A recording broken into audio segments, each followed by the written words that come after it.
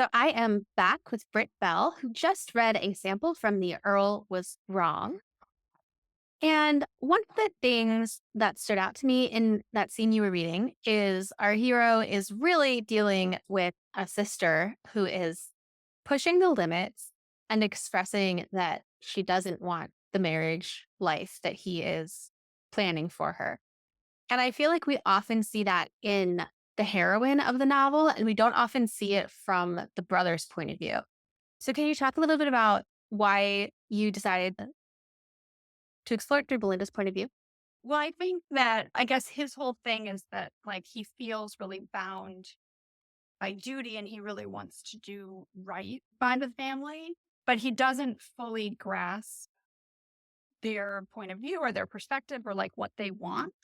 And so a lot of his journey is figuring out, or I guess accepting that like just because something is how it's supposed to be or that he assumes is how it's supposed to be is not necessarily how it actually is.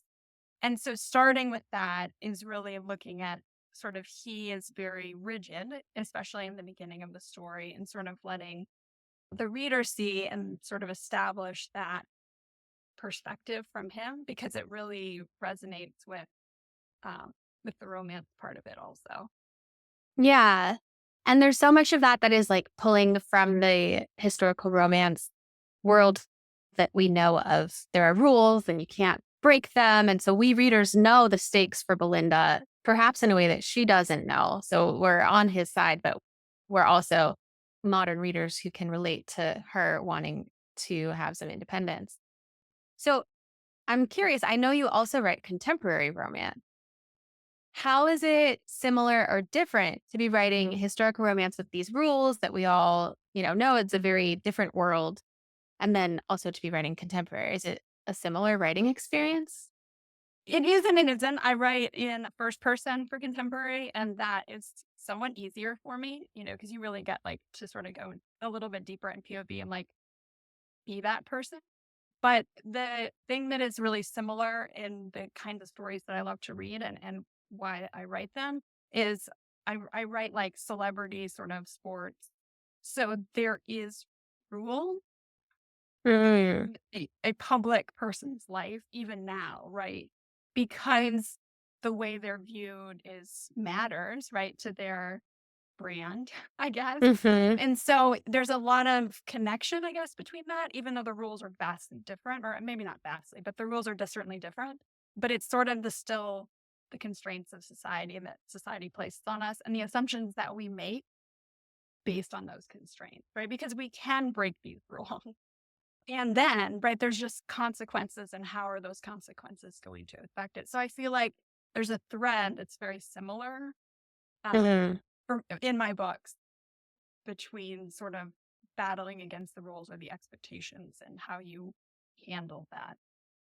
Yeah, that's really interesting. It is very, like, focused on, like, the reputation, which I think we all can feel our own reputation at risk sometimes.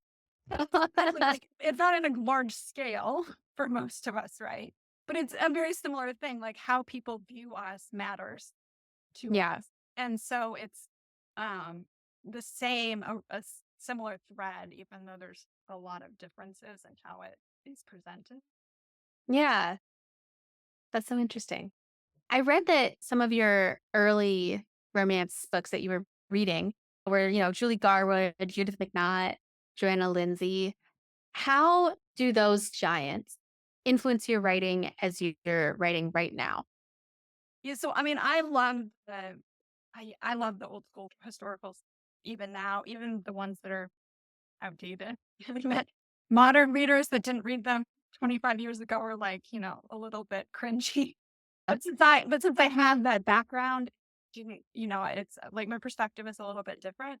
And I think I just really resonate with the way they connected the stories and there's a lot of like family sort of themes in those books that really kind of pulls me in and really a lot of historical romance is like so I guess not political, but like it's very purposeful today. And I feel like it was less so then. It was more about the story. And I love that. Not that I don't love more modern stuff too, but That just feels like sort of the foundation of what I love about historical. And so when I'm writing, I channeled some of those emotions that I felt then when I was reading Mhm. the books, and I'm trying to pull that out.